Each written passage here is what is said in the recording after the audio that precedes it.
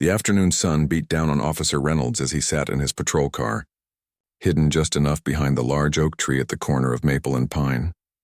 His fingers tapped impatiently on the steering wheel as he watched cars roll through the wealthy neighborhood.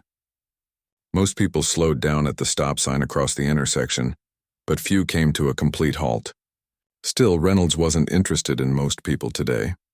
He straightened up when he spotted the silver BMW approaching the intersection. The car slowed down considerably, came to what appeared to be a complete stop, and then proceeded through. Reynolds smiled to himself and flicked on his lights.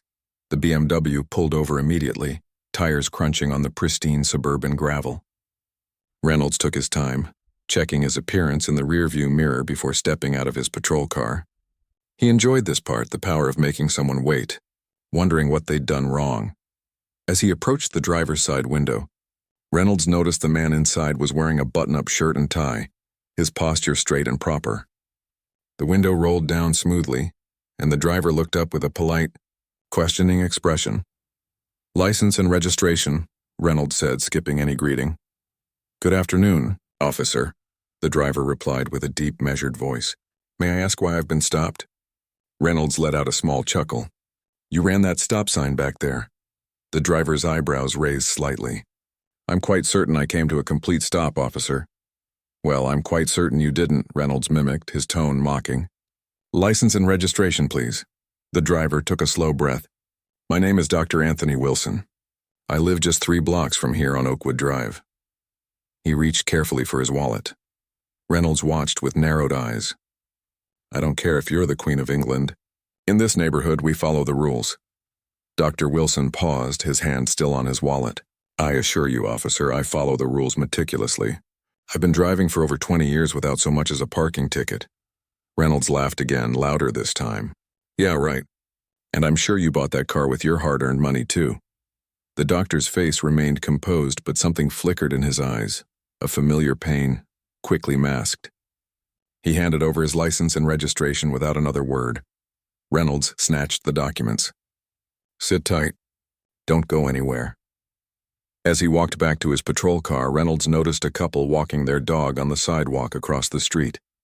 They had stopped to watch the scene unfold, concern visible on their faces. Reynolds nodded at them as if to say, "Nothing to worry about, just doing my job." The couple didn't nod back. Inside his patrol car, Reynolds took his time entering Dr. Wilson's information into the system. Through his windshield, he could see the doctor sitting perfectly still, hands visible on the steering wheel at 10 and 2 o'clock. Reynolds smirked. At least this one knew how to behave during a traffic stop. The dispatcher's voice crackled over the radio. "All units in the vicinity of Maple and Pine. We have a report of a disturbance at 1242 Elmwood Avenue." Reynolds ignored the call. Other officers would respond. He was busy with his stop, and he wasn't finished yet. The computer beeped as Dr. Wilson's information appeared on the screen. Reynolds leaned forward, his interest piqued. The license was legitimate, and the registration matched the vehicle. Address on Oakwood Drive, just as the man had said. Reynolds frowned, scrolling down to see if there were any priors, any reason to extend this stop. A car pulled up behind his patrol vehicle. Reynolds checked his mirror and saw it was another police car. Officer Chen stepped out and approached Reynolds' window. "Everything okay here?" Chen asked, glancing toward the BMW. "Just a routine traffic stop," Reynolds replied. "Guy ran the stop sign." Chen peered at the intersection. "That 4-way? People blow through that all the time." "Yeah, well, this one needs to learn the rules apply to everyone." Reynolds kept his eyes on the computer screen. Chen studied Reynolds for a moment. "You sure that's all this is about?" Reynolds finally looked up, his expression hardening. "What's that supposed to mean?" Chen held up his hands. "Nothing, man. Just checking if you need backup." "I'm fine," Reynolds said curtly. "You can go." Chen hesitated, then nodded and returned to his car. Reynolds watched him drive away before turning his attention back to the BMW. The doctor hadn't moved an inch. Reynolds grabbed the documents and stepped out of his patrol car again, walking with deliberate slowness back to the BMW. When he reached the window, Dr. Wilson looked up with the same composed expression. "Do you know why I really pulled you over today?" Reynolds asked, leaning down to the window. I believe you said I ran a stop sign, which I respectfully disagree with, Dr. Wilson replied evenly. Reynolds tapped the license against his palm. You know, we get a lot of reports of cars that don't belong in this neighborhood. People who don't live here casing houses looking for opportunities. Dr. Wilson's jaw tightened almost imperceptibly. As I mentioned, I live 3 blocks away. On Oakwood Drive, so you say. Reynolds handed back the license and registration. But I've been patrolling this beat for 6 years and I don't recall seeing you around. I've lived here for 8 years, Dr. Wilson replied. I leave early for work and often return late. And what exactly is your work, Dr. Wilson? Reynolds emphasized the title with subtle disbelief. I'm a cardiothoracic surgeon at Memorial Hospital. Reynolds laughed again, the sound sharp in the quiet street. A heart surgeon, really? Dr. Wilson didn't respond, just held Reynolds' gaze steadily. A jogger slowed down as she passed, openly watching the interaction now. Reynolds straightened up slightly, aware of the growing audience. I'm going to let you off with a warning this time, Reynolds announced loudly enough for the jogger to hear, but you need to come to a complete stop. Count to 3 before proceeding. I did come to a complete stop, Dr. Wilson said quietly. Reynolds leaned closer to the window, his voice dropping. Look, we both know what's happening here. Just take the warning and move on. Dr. Wilson's hands tightened on the steering wheel. And what exactly is happening here, Officer Reynolds? He glanced at the nameplate on Reynolds' uniform. Before Reynolds could answer, the radio on his shoulder crackled to life. All units be advised, Chief Walker is requesting the status of the traffic stop on Maple and Pine. Reynolds straightened up, surprised. How did the chief know about this routine stop? He keyed his radio. This is Reynolds. Just finishing up a warning for a stop sign violation. 10-4, came the reply. Chief Walker would like you to call him when you're clear. Reynolds felt a flicker of unease. He looked back at Dr. Wilson, who was watching him with an unreadable expression. You're free to go, Reynolds said abruptly. Remember what I said about stopping completely. I will remember everything about this stop, Officer Reynolds, Dr. Wilson replied, his voice calm but carrying an unmistakable weight. As Dr. Wilson rolled up his window and drove away, Reynolds stood on the curb, a strange feeling creeping up his spine. Something about the man's last words felt like a promise rather than a threat, and for the first time that afternoon, Reynolds wondered if he'd made a mistake. The radio crackled again. Reynolds, Chief Walker is waiting for your call. Reynolds walked back to his patrol car slowly, the swagger gone from his step. As he reached for his phone, he couldn't help but wonder why the chief would care about a simple traffic stop. He didn't know it yet, but this ordinary afternoon was about to become the turning point of his career and his life. Officer Reynolds sat in Chief Walker's office, his leg bouncing nervously as the chief reviewed the dashboard camera footage from the traffic stop. The office was quiet except for the faint voices coming from the computer speakers. Reynolds watched the chief's face darken as the video played. Chief Walker paused the footage and looked up. Would you care to explain what I just saw, Officer Reynolds? Reynolds straightened in his chair. Just a routine traffic stop, sir. The driver ran a stop sign. Chief Walker rewound the footage, then pressed play. On screen, the silver BMW clearly came to a complete stop at the intersection before proceeding. That looked like running a stop sign to you? Chief Walker asked, his voice dangerously calm. Reynolds swallowed hard. The angle of the camera, don't. Chief Walker held up his hand. I've known you 6 years, Reynolds. This isn't the first complaint about your conduct during traffic stops, but it might be the last. Complaint? Reynolds frowned. The driver filed a complaint already? No, Chief Walker said, closing the laptop. But 3 separate citizens who witnessed the stop called in. And the driver happens to be on the hospital board with my wife. Reynolds felt a chill run through him. I didn't know who he was. That's exactly the problem, Chief Walker said. You shouldn't treat anyone the way you treated Dr. Wilson. But the fact that you had no idea who he was makes it worse, not better. Outside the office, the afternoon shift was changing over.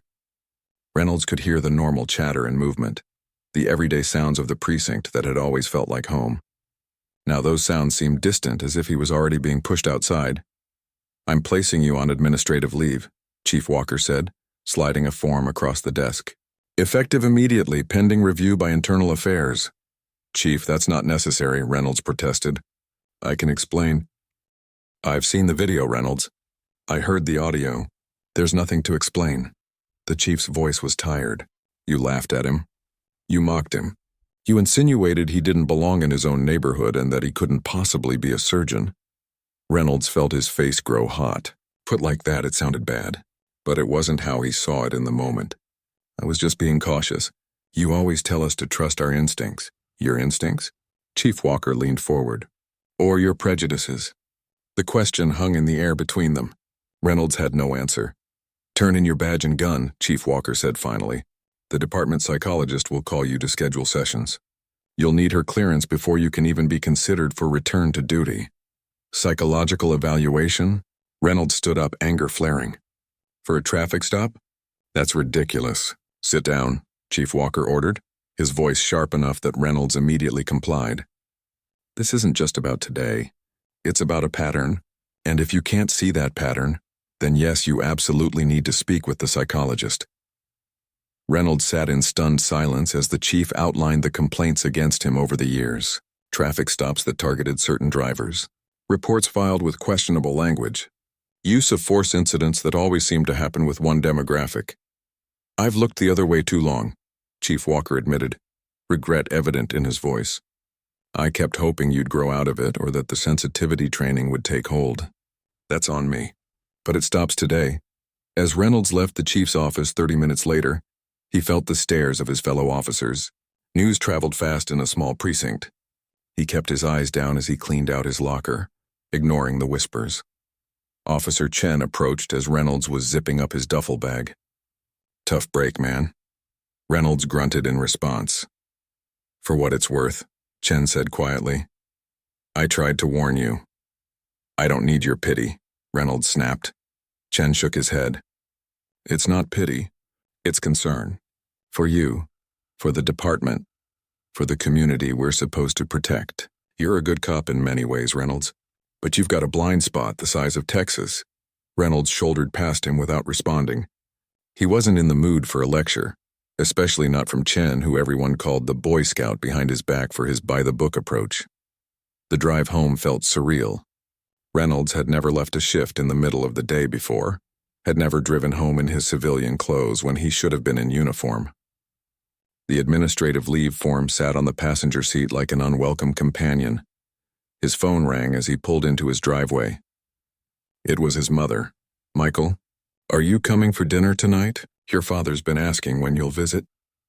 Reynolds closed his eyes. His father, the last person he wanted to see right now. I don't think I can make it tonight, Mom. Oh.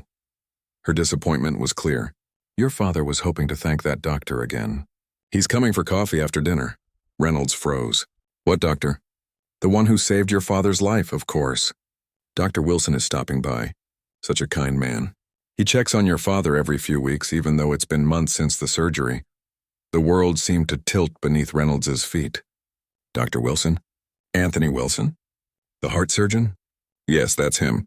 Your father keeps that thank you card on his bedside table. You know your father isn't emotional, but he cried when he wrote that card. Said he finally understood what it meant to be given a second chance. Reynolds leaned against his car for support. Mom, I need to ask you something.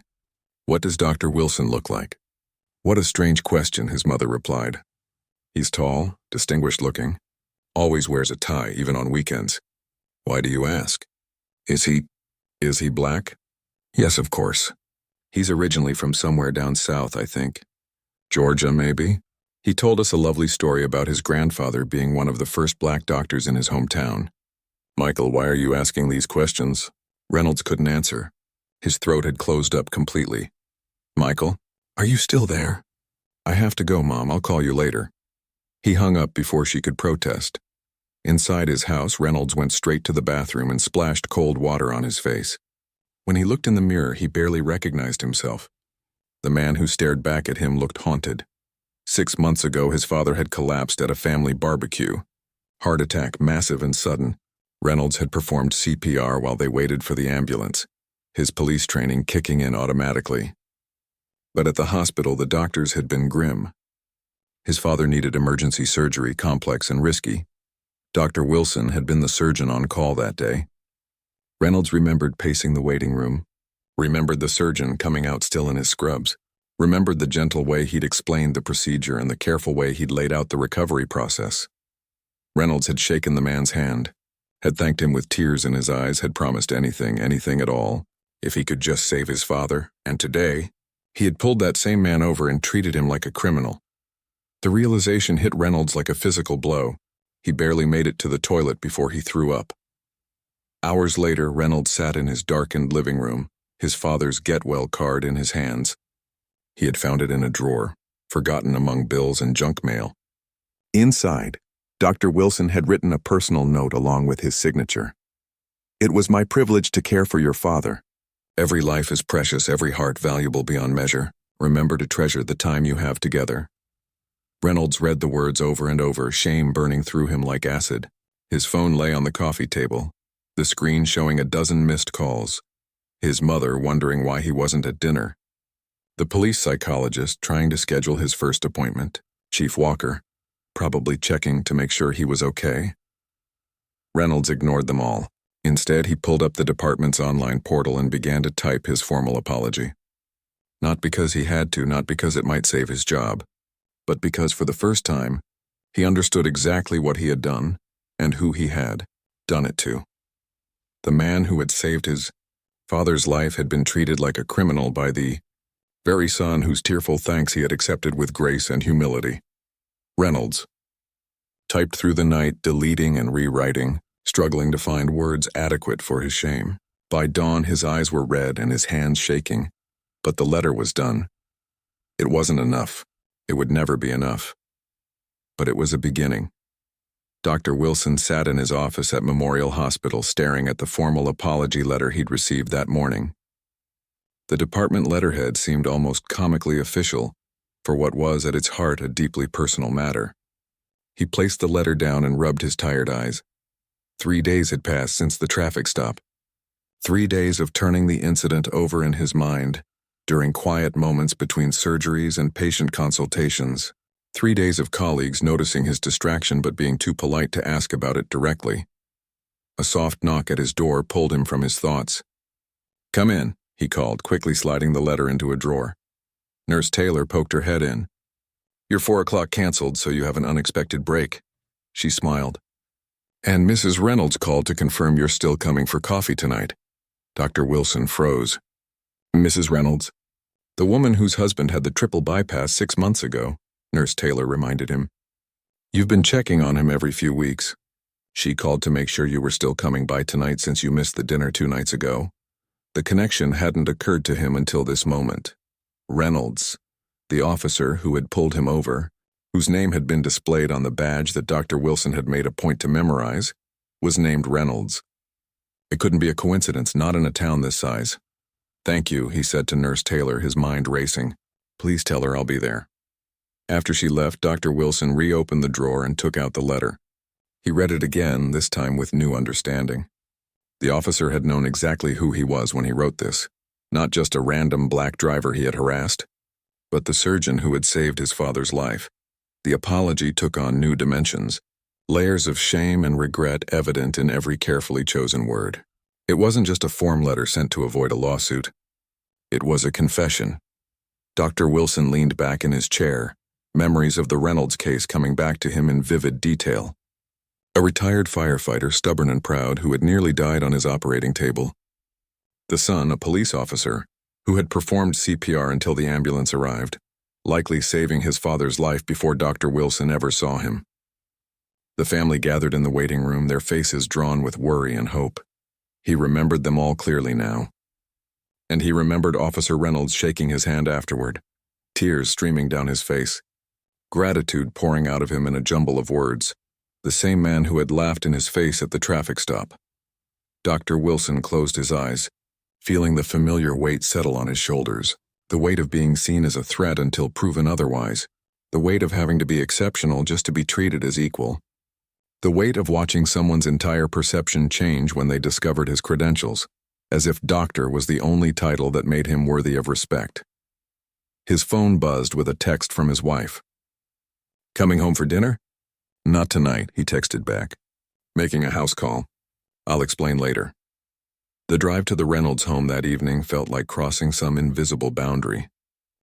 Dr. Wilson had kept his professional and personal lives carefully separated from his experiences with law enforcement. Those were different worlds that rarely intersected, until now. The modest house sat on a quiet street lined with mature trees. Dr. Wilson had been here twice before to check on Mr. Reynolds, but this time he sat in his car for several long minutes gathering his thoughts. Finally, he walked up to the front door and rang the bell. Mrs. Reynolds answered with a warm smile. "Dr. Wilson, we're so glad you could make it. Please come in." The living room was cozy and well lived in. Mr. Reynolds sat in a recliner, the same chair he'd been in during the previous visits. He looked stronger now, his color good, the surgery scar on his chest hidden beneath a comfortable flannel shirt. "Doc," Mr. Reynolds said, struggling to stand. "Great to see you. Please stay seated," Dr. Wilson said, crossing the room to shake the older man's hand. "You're looking well. Feeling well, too. Been walking a mile every day just like you told me." Mrs. Reynolds bustled in with coffee and a plate of cookies. "I've made your coffee black the way you like it. Please sit down." Dr. Wilson took a seat on the couch, accepting the coffee with a nod of thanks. He looked around casually. "Is your son joining us?" The atmosphere in the room changed instantly. Mr. Reynolds looked down at his hands. Mrs. Reynolds nearly spilled the coffee. She was pouring for her husband. "I don't think so," she said after an uncomfortable pause. He hasn't been feeling well." "I'm sorry to hear that," Dr. Wilson replied, taking a sip of his coffee. "Nothing serious, I hope." Mr. Reynolds looked up, his eyes narrowed slightly. "Did you know? When you agreed to come tonight, did you know?" Mrs. Reynolds shot her husband a warning look, but Dr. Wilson held up his hand. "It's all right. And yes, I figured it out today. Officer Reynolds is your son, the same Officer Reynolds who pulled me over a few days ago." The silence that followed was heavy with unspoken words. Finally, Mr. Reynolds sighed deeply. "He's a good boy at heart, Doc, always has been. But he's got some wrong ideas in his head. Ideas I probably didn't do enough to correct when he was younger." Mrs. Reynolds set down her coffee cup with a sharp click. "He's been placed on leave. They're making him see a therapist." There was defensiveness in her tone, but also genuine distress. Dr. Wilson nodded slowly. "I received his letter of apology this morning. It seems sincere." "He hasn't left his house in 3 days," Mrs. Reynolds said, her voice cracking slightly. "Won't answer our calls. The chief drove by to check on him and said he looks terrible." Dr. Wilson sat back, considering. This wasn't what he had expected. He had come here thinking he might need to confront the officer's parents, to make them understand what their son had done. Instead, he found them already carrying the weight of it. "He was raised better than this," Mr. Reynolds said firmly.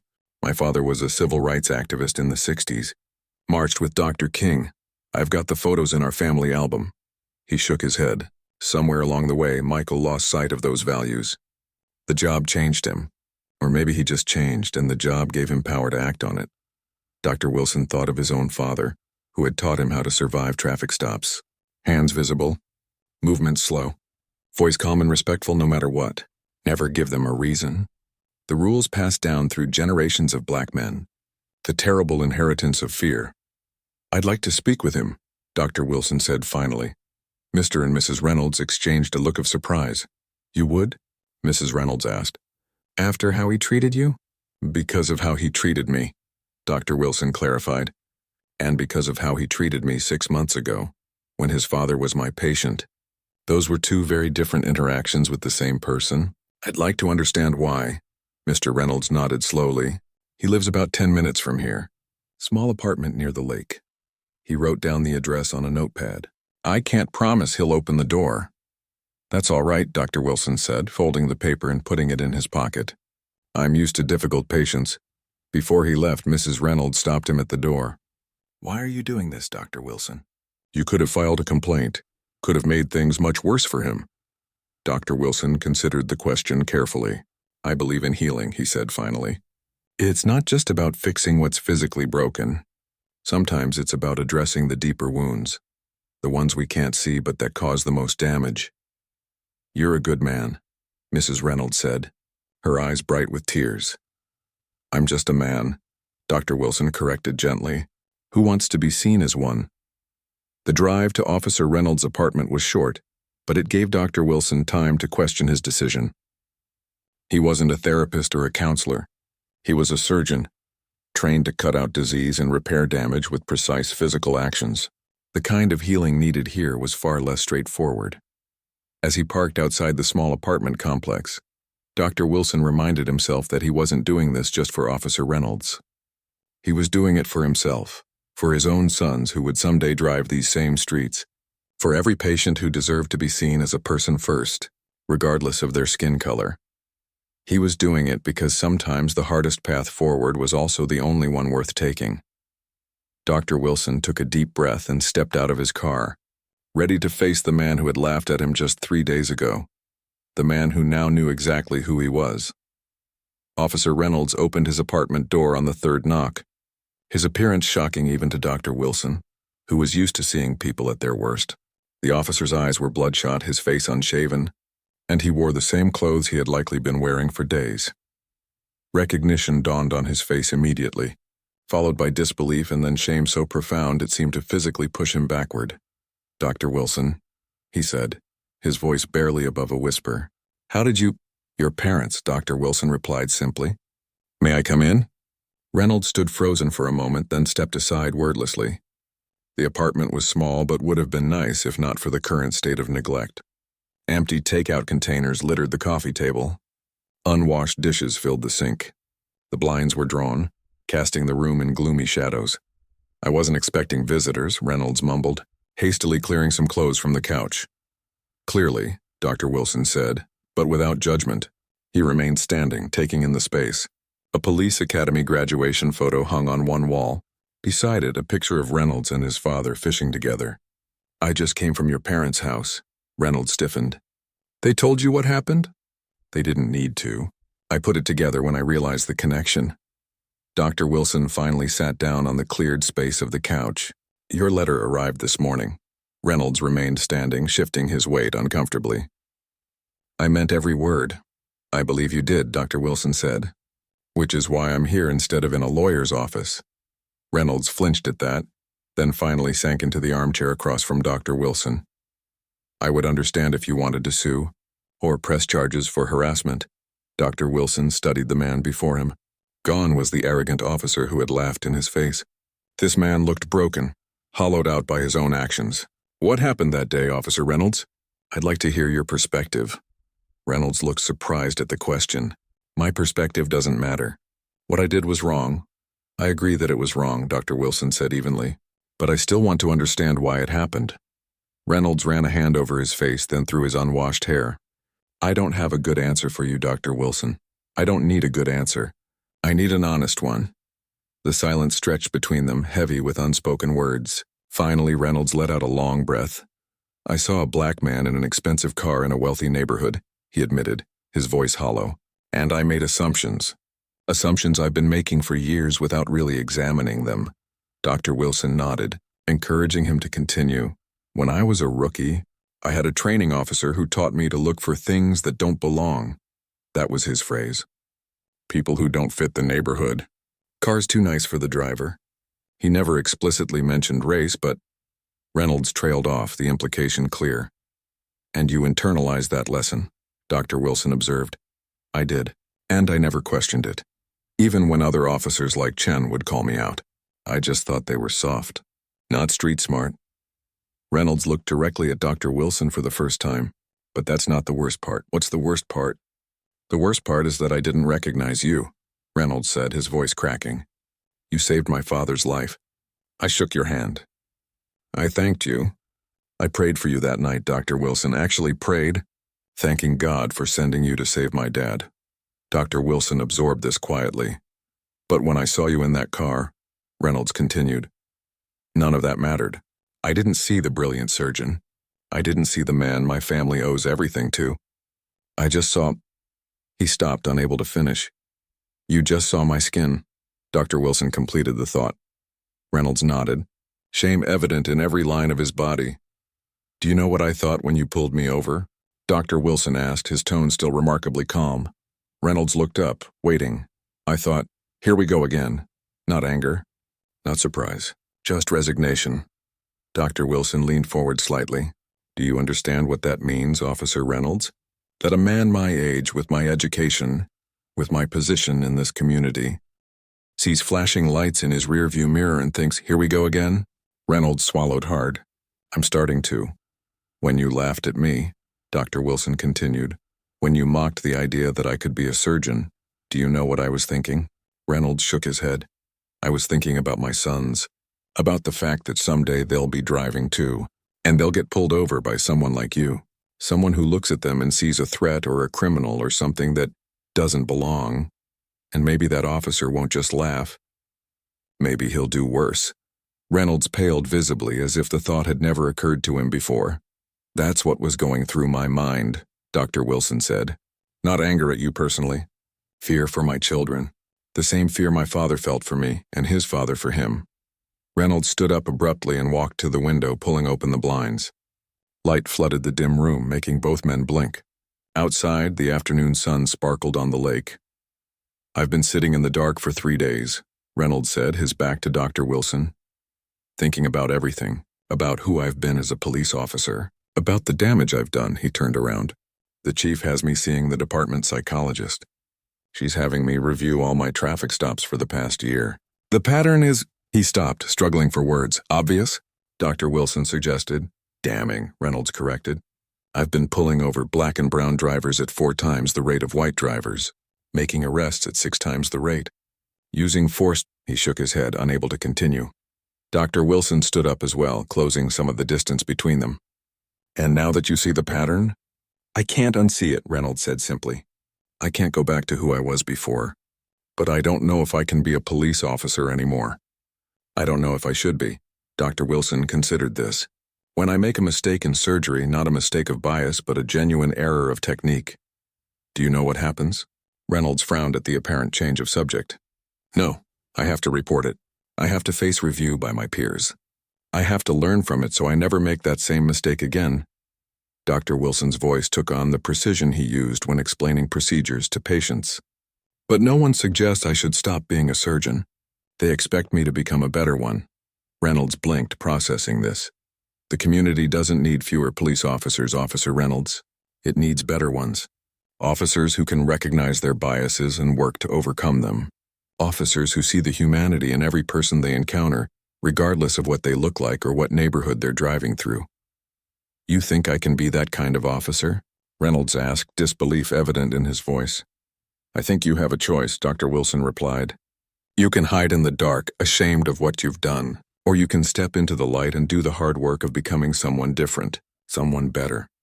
Reynolds turned back to the window, staring out at the sun-drenched world outside. "Why are you here, Dr. Wilson? Why talk to me at all after what I did?" Dr. Wilson moved to stand beside him at the window. "Because I believe in second chances. Your father got one on my operating table. Perhaps this is yours." They stood side by side, looking out at the lake. The unlikely pair connected by a series of events neither could have predicted. "I don't deserve your forgiveness," Reynolds said finally. "I haven't offered it," Dr. Wilson replied, his tone gentle but firm. "Forgiveness is earned through actions, not words. What you do next will determine whether you're worthy of it." Reynolds nodded slowly, understanding. "The department's review board meets next week," he said. "They'll decide whether I can return to duty. The chief thinks they might let me come back on probation, with mandatory ongoing counseling and community service." "And what do you want them to decide?" Dr. Wilson asked. Reynolds turned to face him directly. "A week ago, I would have fought to get back to normal as quickly as possible. To put this behind me." He shook his head. "Now I think I need the probation, the counseling, the supervision. I need to prove to myself that I can be different before I ask the community to trust me again." For the first time since arriving, Dr. Wilson smiled slightly. "That," he said, "sounds like a good beginning." As he prepared to leave, Dr. Wilson paused at the door. "Your father's follow-up appointment is next month. I expect to hear about your progress then." Reynolds nodded, understanding the implicit message. This conversation wasn't an ending. It was the beginning of a longer process of accountability. "Thank you for coming," he said, his voice steadier than it had been. "I didn't deserve this chance." "No," Dr. Wilson agreed as he opened the door. "But you have it anyway. What matters is what you do with it." As the door closed behind Dr. Wilson, Reynolds stood in his brightened apartment, seeing clearly for the first time in days, perhaps for the first time in years. The path forward wouldn't be easy. It would be uncomfortable, painful even, but it was a path he now knew he needed to walk. He picked up his phone and dialed. "Mom, it's me. I'm okay, and I'm ready to talk." 6 months later, Dr. Wilson stood at the podium in the community center, looking out at the faces that filled every seat in the large room. Some were familiar: hospital colleagues, neighbors, patients. Others were new to him: community activists, city officials, police officers in uniform and in civilian clothes. "Thank you all for coming tonight," he began, his deep voice carrying easily through the room. "When we started these community dialogue sessions 6 months ago, I wasn't sure anyone would show up. That first night we had 12 people sitting in a circle, barely willing to look at each other, let alone talk." Soft laughter rippled through the audience. Many of them had been in that first circle. "Tonight we have over 200 people," Dr. Wilson continued. "That tells me something important is happening in our town, something that was long overdue." In the front row, Officer Reynolds sat beside Chief Walker. Reynolds looked different now, clear-eyed, focused, present in a way he hadn't been before. The past 6 months had changed him, reshaped him through difficult conversations and harder realizations. "Our topic tonight is building trust after harm," Dr. Wilson said. "We have panelists from the police department, from community organizations, and from neighborhoods that have historically experienced tension with law enforcement. But before we hear from them, I want to share a personal story that some of you may already know." He recounted the traffic stop briefly, not dwelling on the details but not minimizing them either.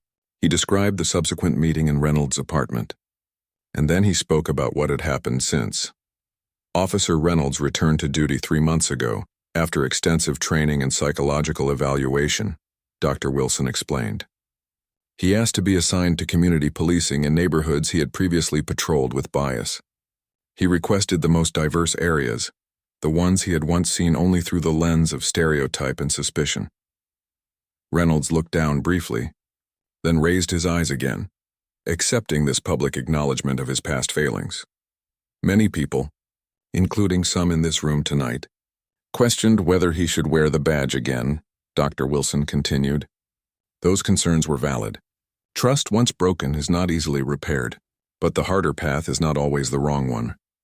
In the back of the room, Officer Chen leaned against the wall, arms crossed but expression thoughtful.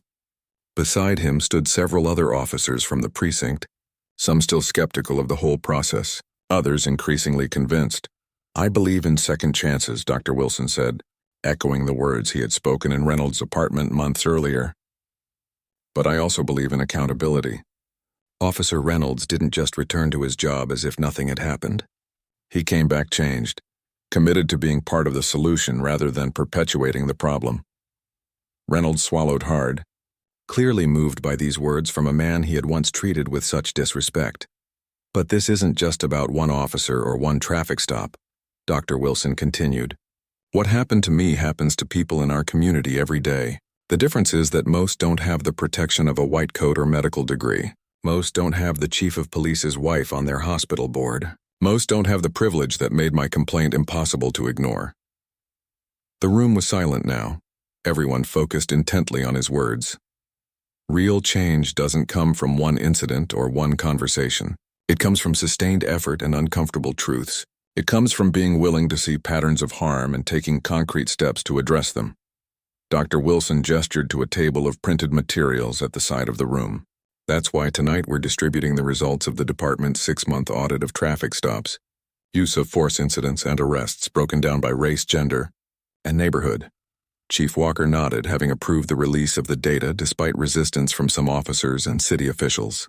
The numbers weren't flattering to the department, but transparency was a necessary first step toward accountability. "The data shows we still have work to do," Dr. Wilson acknowledged. "But it also shows improvement. Traffic stops of minority drivers are down 28%.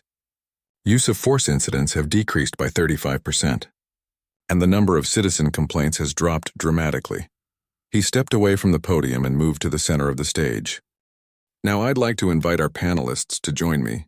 And our first speaker has a unique perspective on this issue." Reynolds stood up and walked to the stage. Visibly nervous but determined, Dr. Wilson shook his hand, the gesture witnessed by everyone in the room, a public demonstration of a private journey.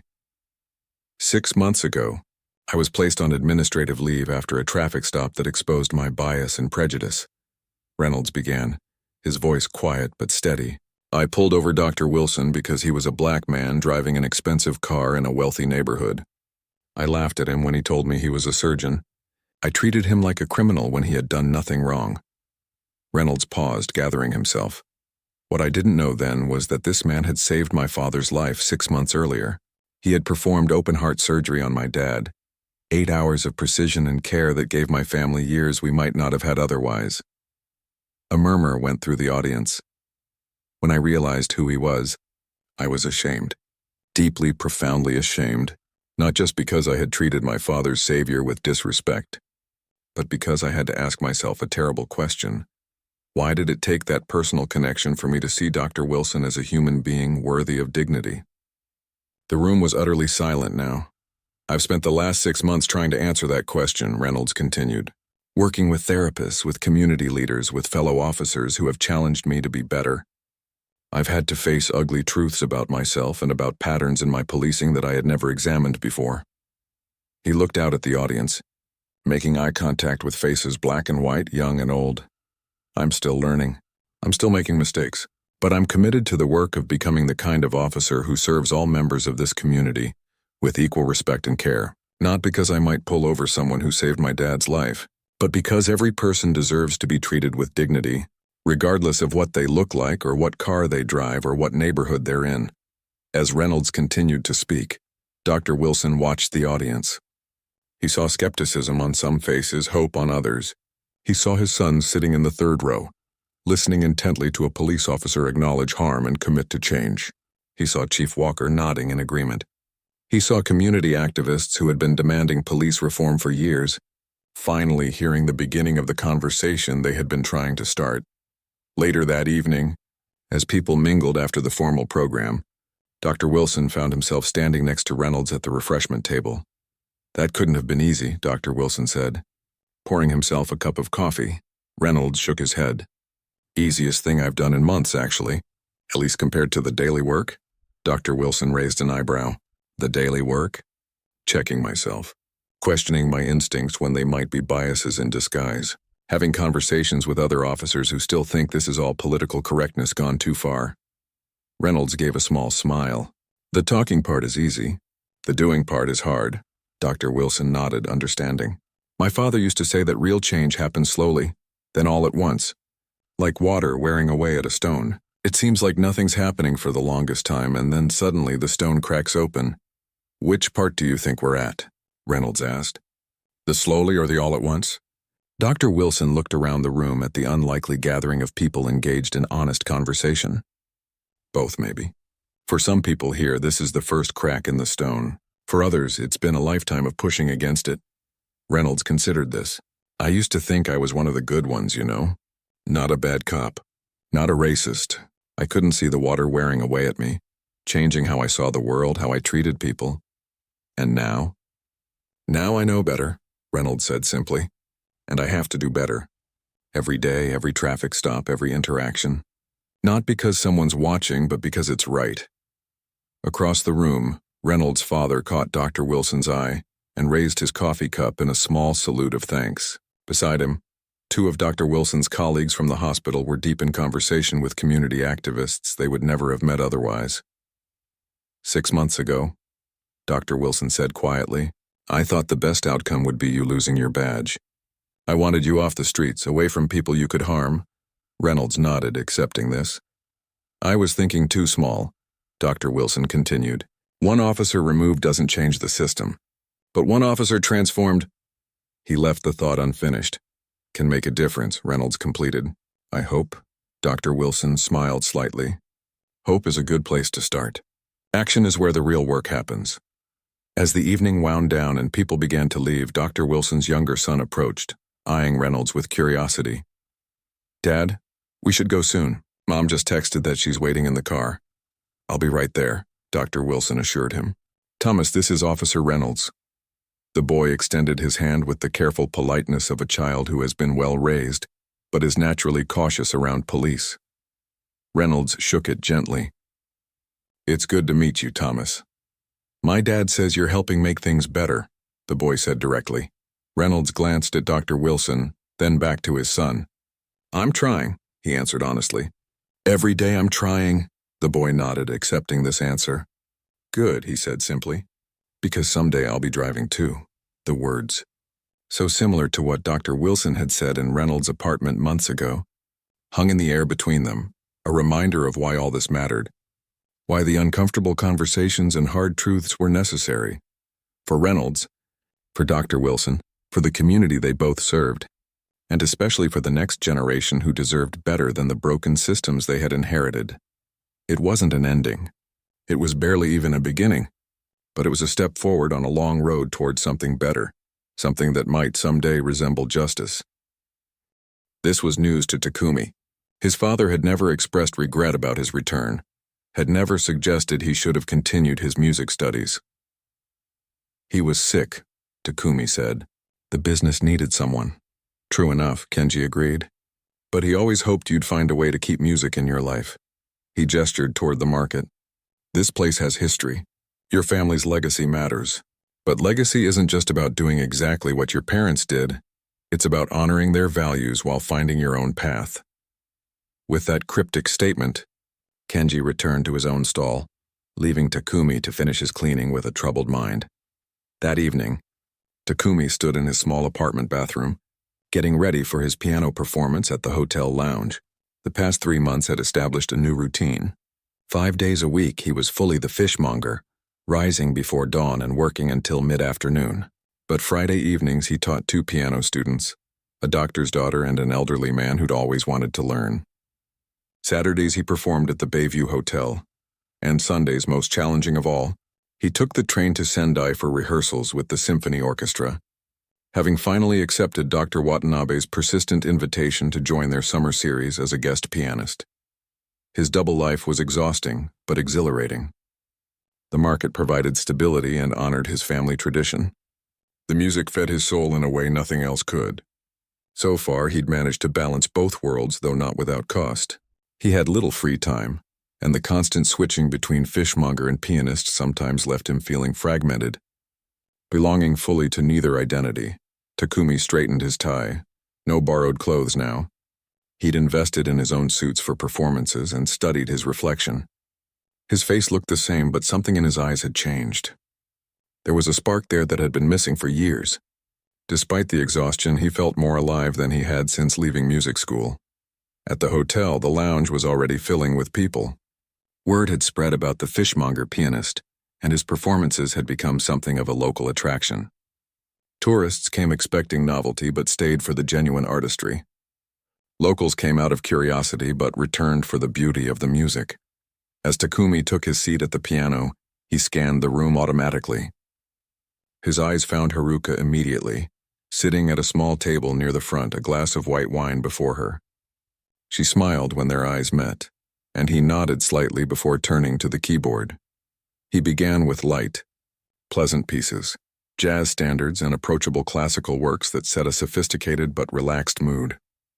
As the evening progressed, he moved to more substantial pieces, Schubert, Liszt, and finally, as promised, Chopin. When the last notes of Chopin's Nocturne in E-flat major faded away, the lounge erupted in applause. Takumi acknowledged it with a small bow before rising from the piano for his break. As he stepped away from the keyboard, a hotel staff member approached with a message. "There's a phone call for you at the front desk, Yamamoto-san. They say it's urgent." Worried, Takumi hurried to take the call. It was Kenji, his voice tight with concern. "There's been a fire at the market," the older man said without preamble. Started in the back storage area. "They've got it under control now, but several stalls were damaged." Takumi's heart sank. "Mine?" "Yes," Kenji confirmed. "Not completely destroyed, but it will need rebuilding." "I'll be right there," Takumi said, already untying his tie. He rushed back to the lounge to explain the situation to the manager, who was understanding but clearly disappointed to cut the performance short. As Takumi apologized and prepared to leave, Haruka appeared at his side. "I heard about the fire," she said. "Let me drive you there." Too worried to argue, Takumi accepted her offer. They rode in tense silence through the darkened streets toward the market. When they arrived, Several fire trucks were still on the scene, their lights flashing in the night. The air smelled of smoke and seawater. The firefighters had used the harbor water to douse the flames. Kenji was waiting near the entrance and led Takumi to where his stall had stood. The damage was significant. The wooden structure was partially charred, the display cases melted or cracked from heat. Everything would need to be replaced. Insurance should cover most of it, Kenji said, seeing Takumi's stricken expression. But it'll take time to rebuild. At least 2 months, probably. 2 months. Takumi stared at the ruins of his family business, trying to process what this meant. 2 months without the market stall that had defined his life for 15 years. As the initial shock wore off and they got more details from the fire chief, a strange calm settled over Takumi. Amid the disaster, a thought kept returning. For the next 2 months, he would be free to focus entirely on music. The realization brought conflicting emotions. Guilt at finding opportunity in misfortune, relief at the forced pause in his double life, worry about the future of the business, and excitement about immersing himself fully in music even temporarily. Later that night, sitting in a small cafe across from the smoldering market, Takumi and Haruka talked over cups of strong coffee. Maybe this is a sign, she suggested carefully. A chance to see what life would be like if you committed fully to music. Takumi ran a hand through his hair, still smelling of smoke. My family has run that stall for 3 generations, and it will be rebuilt, she pointed out. The question is, will you be the one to run it afterward? He looked at her sharply. What do you mean? I mean you have options now, she said. The symphony has offered you a permanent position starting in fall. The hotel wants you 7 nights a week, not just Saturdays. And I know of at least 10 potential piano students who would sign up immediately if you had more teaching slots available. It was all true. Opportunities had been multiplying over the past months, and Takumi had been turning down more than he accepted in order to maintain his market schedule. The market is my responsibility, he said. But the words sounded hollow even to his own ears. Haruka reached across the table and to his surprise placed her hand over his. She didn't flinch at the lingering sense of fish and smoke that no amount of washing could completely remove. Responsibility doesn't have to mean sacrifice, she said quietly. Sometimes the greatest responsibility is to use the gifts you've been given. Your father understood that, even if you don't. Takumi looked down at their hands, hers elegant and smooth, his rough and work-worn yet capable of creating beauty that moved others to tears. Perhaps they weren't so different after all. Perhaps like the hands, his 2 worlds weren't as incompatible as he had believed. What would you do? He asked finally. If you were me? Haruka smiled, a genuine warmth in her expression that had been absent during their first meeting at the market. I would rebuild, she said, but not just the stall.